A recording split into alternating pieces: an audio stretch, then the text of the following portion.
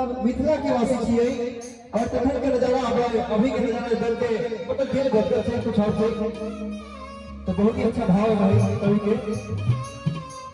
क्या बात है, क्या बात किया तू जनकपुर में मारा बरसुहा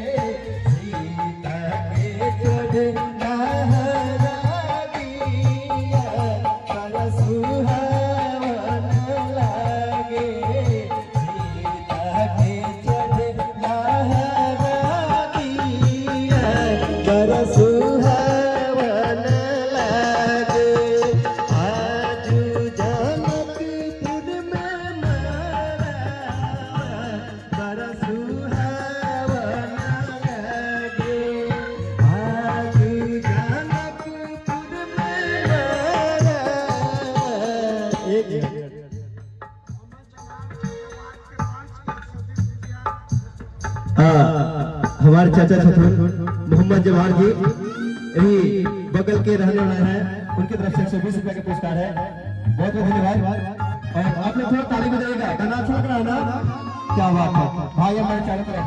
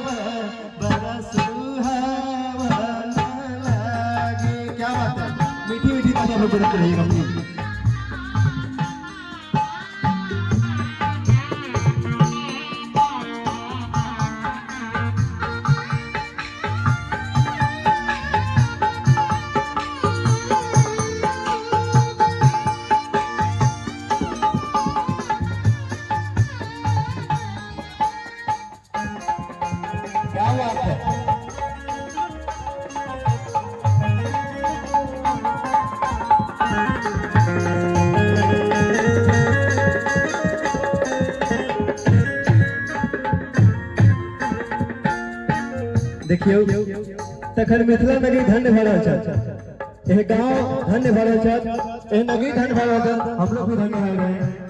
कैसे मैथिलानी का भाव लग रहा है। हरे हरे बसवा की मरभ बनैले काका हरे